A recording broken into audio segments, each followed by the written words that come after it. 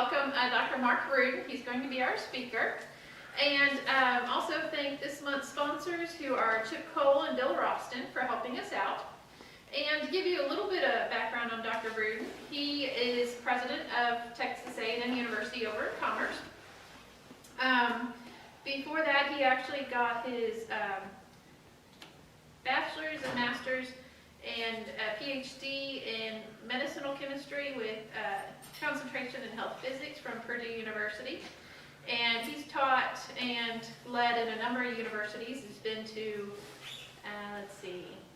Idaho State and University of Nevada and Boise State before coming over here.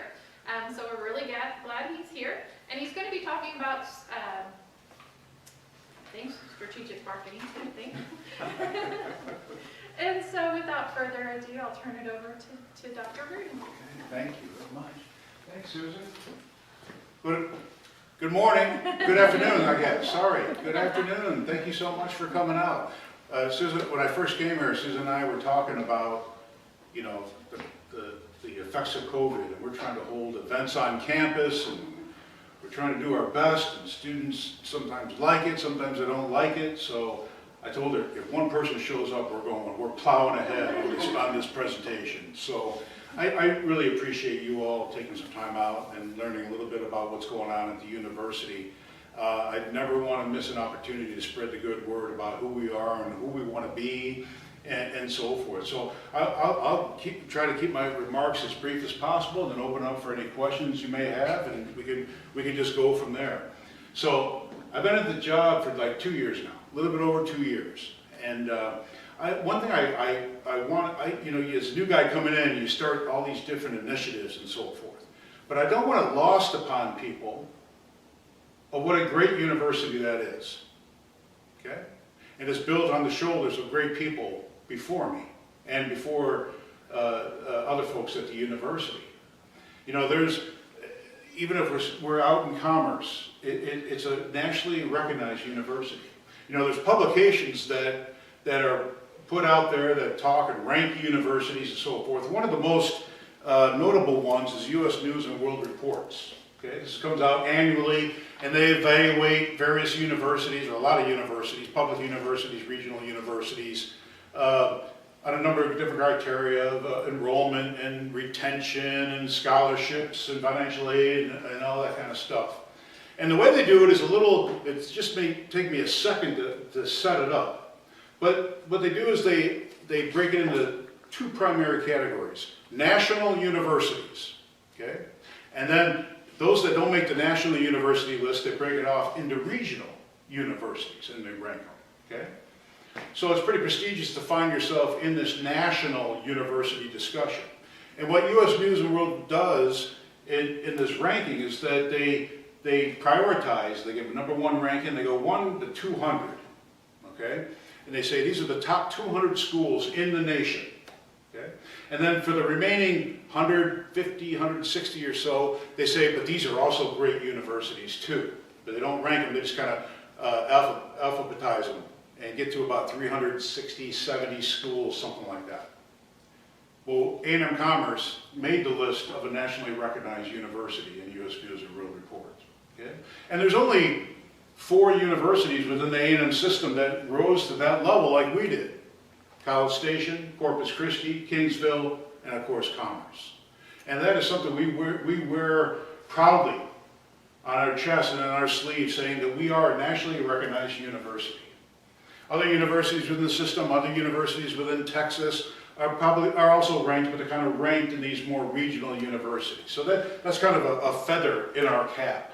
And we have so many good stories to tell about what's going on at our university. We had a graduate of ours that just recently received the National School Teacher of the Year graduate of ours. Okay? We are known throughout the ranks of the state, the region, and the nation of being a leader in what's something that's called competency-based education. Okay? Now let me see if I can explain that to you. Competency-based education, well, let me say this. When you go to school now, you go for a 16-week semester, for the fall and the spring. and the instructor comes in and says, okay, here's the schedule we're going to follow. Okay? In competency-based education, what happens is that you move forward in the course based upon your competency. If you know everything, and you can whip through that course in a week or two, not 16 weeks, not waiting for the rest of the class, not waiting for the instructor. Okay? You're able to prove and advance based upon your competency. Okay? Some students may need all 7 or 16 weeks. Other students may just need a couple weeks. But that does a couple things. What it does is it adds a lot of flexibility to a student's schedule. It makes it cheaper to go to school, which are two very important things right now to people, given the state of our state's economy and so forth. The flexibility and the affordability of going to school. We are not, like I said, we're not only leaders in the state of Texas, but we are being recognized in Forbes publications, in the halls of Congress, saying Texas A&M is doing great stuff in this competency-based education realm. So I could keep on going. I just want you to know that you all in the region has a gem located about 15, 20 minutes up the road here. Okay? One of the things you get to do as a new guy on the block is you get to take what has happened at the university in the past and chart a new course for the university. And what we did there is, and the way we implemented that is through a new strategic plan. Okay? And the strategic plan came out maybe about a year ago or so, but I'd like to pass these out if that's okay. There you go. I'll let you guys take a look at that. Now, I had a couple of requirements in the strategic plan. I told the group and a committee that was formed to put this thing together, I said, here's some of my requirements. Okay? One, it's got to be easy to read. It's got to be understandable. Okay? Two, it's got to hurt a little bit. Okay? I want some stretch goals. I want some goals that make us work hard, not stuff we're already doing. But let's think about what we're going to do in the future. Okay? And I want everything in here measurable. We just don't want to say things like, we're going to be a great university. Okay, tell me how we want to be a great university. And can we collect data on that tells us if we're making progress being a great university. So this is what we came up with. And it looks a little skimpy, doesn't it? Looks a little short. That's good, right? Because this is the plan for the entire university. What's next after this is that we take this plan and we go to the College of Business, or we go to the College of Science and Engineering, and all the departments in there and say, now, write your plan according to this. Okay? And tell me, College of Business, Department of Accounting, what you're going to do to make your students successful and meet the intent of this plan. Okay? Now, what's kind of neat, and I won't go through the entire plan, but there's just a couple things I want to let you know or highlight in this. If you go to, I guess, right in the middle of the plan, there's something that's called foundation principles. Foundational principles, okay? Now, we came up with these. These are things that are true to us, that define us as a university, that will hold no matter who's president, no matter who's dean of student affairs, whoever that may be. This is who A&M Commerce is. People come and go, strategic plans come and go, goals in the plan come and go, but these 4 items are the things that we hold near and dear. Okay? The first one on this list is called transformative. We're a great university up there. We get our fair share of valedictorians, top 10 students. Okay? But we also take great pride in attracting, recruiting students that maybe are coming from a lower socioeconomic class. Maybe don't have the means to go to school. Maybe when they're sitting around a table with family, school may not even be in the discussion. Can't afford to go to school. Costs too much to go to school. Okay? Got to stay and work. Got to support the family. Okay? We take great pride in being able to reach out to those students, have a discussion with them, and have them take a chance, incentivize them to come to school, earn their degree, increase their earning potential for the rest of their lives, transform their lives. And in some cases, dare I say, get them to get their degree to position themselves to break that cycle of generational poverty that may exist in their family. Okay? Earning potential. Okay? We love those type of students.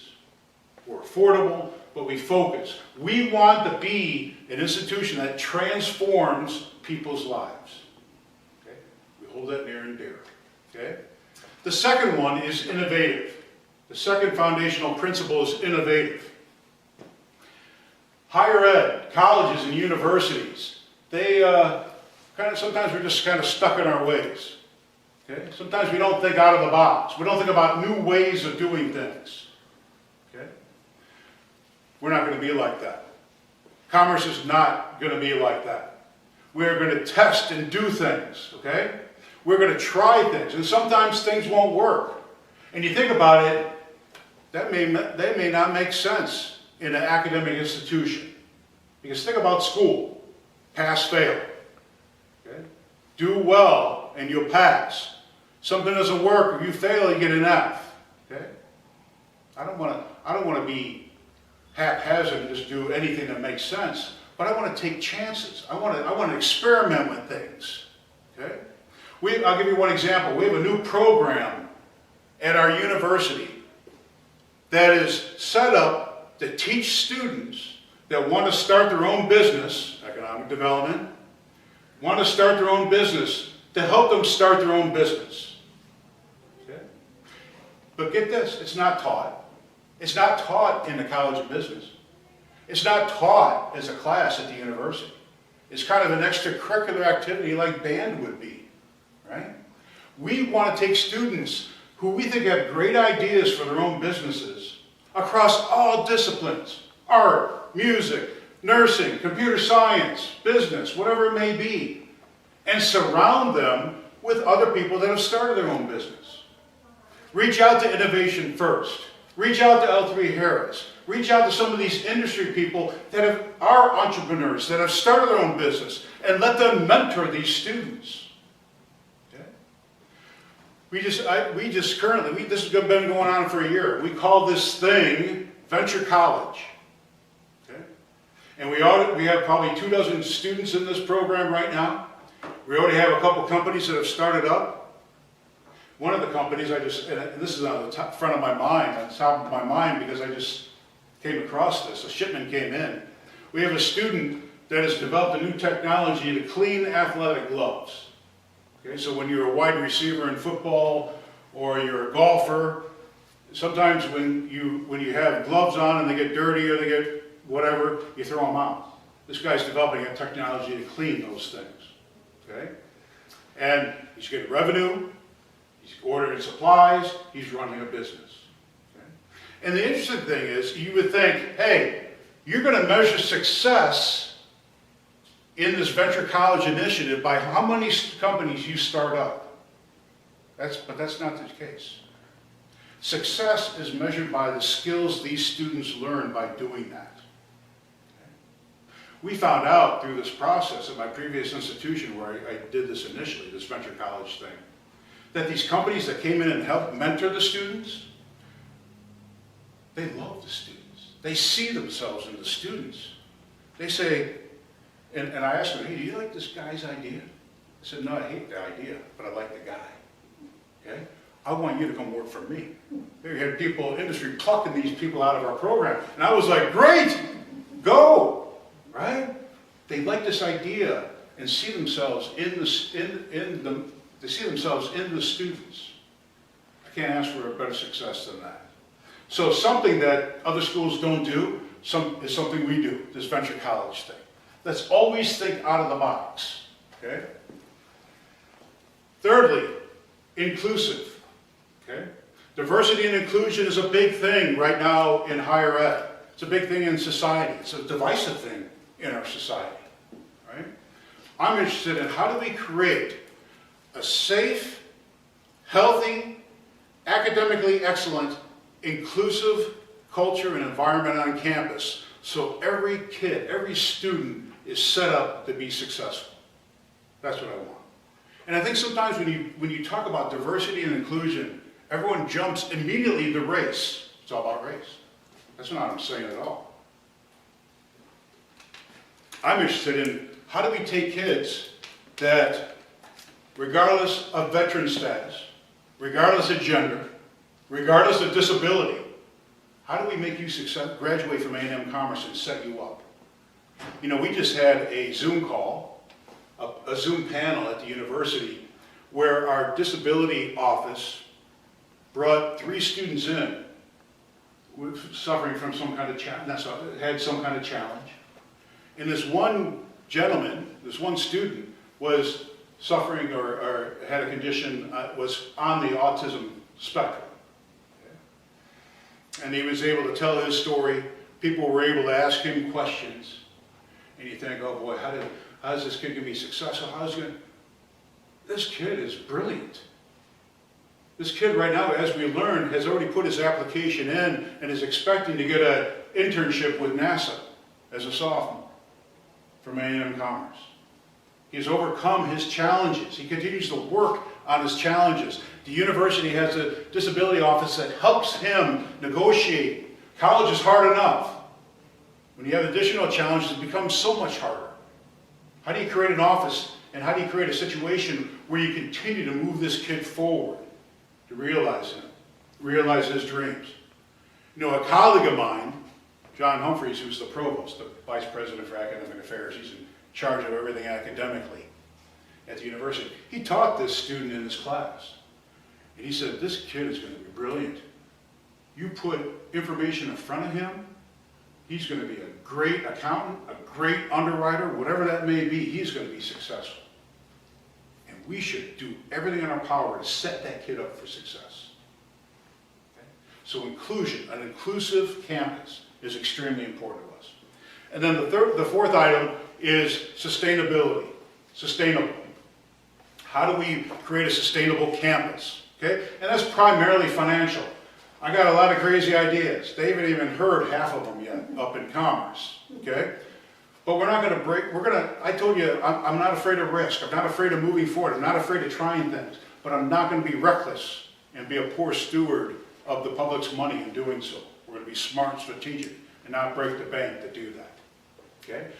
So, transformative, innovative, inclusive, and sustainable are our foundational principles that define who we are and who we want to become as an institution.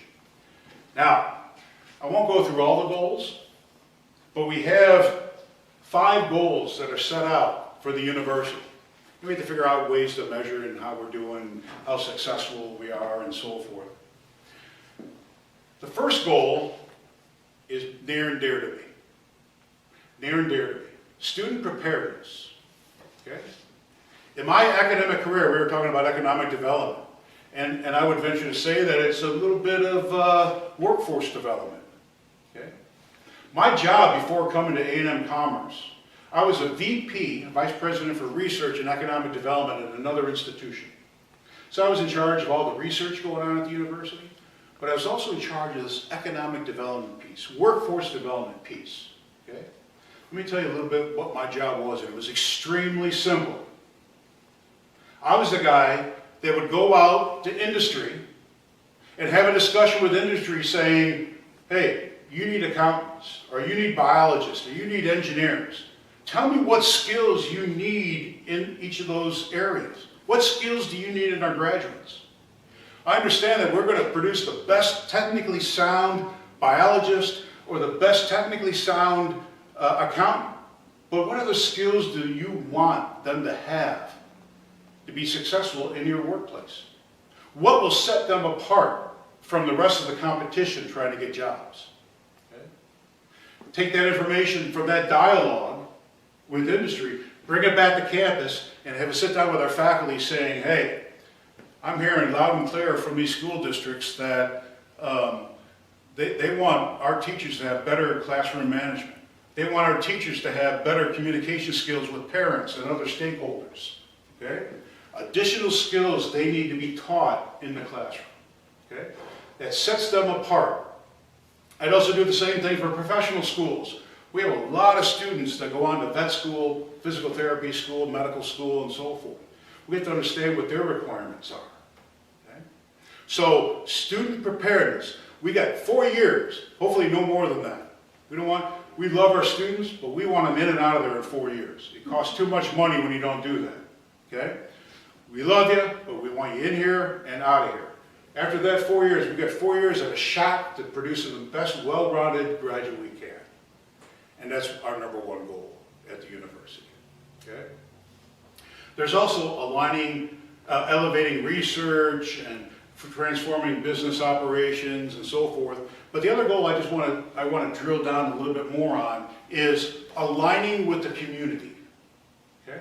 We see ourselves, we have facilities in Dallas, in the Metroplex. We have, of course, the main campus here.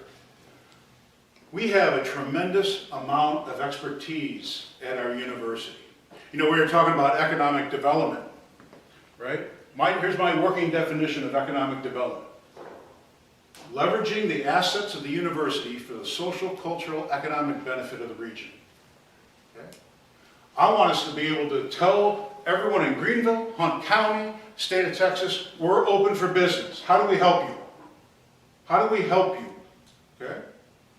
Before I got to A&M Commerce, we had engineering students that would have a capstone experience. That means when they got to be seniors, they would collectively work on a group project together. And now we're starting a dialogue at the university saying, let's just not work on a project together. Let's go talk to industry and say, what projects do you need us to work on to benefit you? Okay? We'll get these students together with faculty mentorship, and we'll work on projects that are pertinent and important to you and solves your problems out there, aligning with the community. Okay? So we want that relationship with the community, but we also want the community to interact with us. Okay? There's a tremendous amount of expertise, a tremendous amount of experience out in the community. Okay? We have to figure out ways, and we are actively working. How do we get those folks to come in and talk to our students, teach our classes, rub shoulders with our students? How do we get them to impart their knowledge and their experience to our students? Okay? We will not, all this other stuff, student preparedness, elevate research, innovation, and so forth, we're not going to be able to do that to the extent we need to without help from the community. There's just no way. There's no way we can do that. So, we're plotting a course moving forward at our university. We're excited. We're holding, like everyone else, we're holding out hope that this whole COVID thing is a bump in the road. And that we'll get through this and we'll continue to move forward. I will tell you that, boy, a lot of schools were concerned about enrollment when this COVID thing hit, right? Last spring, right around spring break, when COVID kind of fully blossomed, right? It was right in the middle of the semester. And we were one of the only schools in the state of Texas that came out of spring break, and that Monday, we're all online. Totally online. We were only one of the schools that could possibly do that, because we're one of the only schools that have we have great faculty, but we also have great technology and great capability to offer classes online. Okay? There's no secret about that. At the end of the day, even before COVID hit, a lot of our classes were kind of online. We kind of had classes that were in what we call a shell. So let's say I was teaching a class on history of cotton. How's that? And we're teaching here. First order of business is that I would set up a technology or a computer program that would say, I want you all to register and I want you all to work through there. That was the shell of this. You're going to find assignments there. You're going to find homework. You're going to find graded homework there. I'm still going to have lecture to you. I'm still going to talk to you. Okay? But your attendance and all these other records and data and assignments and everything else will kind of be online for you to go home, get on your computer, download the assignment, and you're ready to go. Okay? So we were already ahead of the game when we said we're going to go totally online. We already had a lot of our courses already kind of online. Okay? Other schools didn't do that. In fact, we were recognized by Dallas Business Journal as one of the top tier schools in the state of Texas to make that transition to totally online. Now, was it without its bumps? No, it was not without its bumps. We had a student body, a lot of them were like, let's go. But a lot of our students, much like other students at other universities, really struggled with going online. And we heard the same kind of stories from the high schools and the elementary schools. It was difficult. I get it. Some students learn better face-to-face. They don't do as well going to a computer and watching lectures on a computer or not interacting with humans. It's hard sometimes. I get it. Okay? We just have to challenge our faculty to get our students to be successful. So we find ourselves coming into the fall. I can tell you right now that we made the decision probably in June sometime, June of this past year, that we're going to have students back on campus in fall of 2020. And right now we probably have about 50% of our courses online, probably about 30% that are face-to-face, 20 or 30% that are face-to-face, and about 20 or 30% that are kind of a hybrid. Sometimes you're face-to-face, sometimes you're online. Okay? And we're kind of expecting to make that happen in the fall. In the spring. Now, everyone was worried about, will the kids come to school? Okay?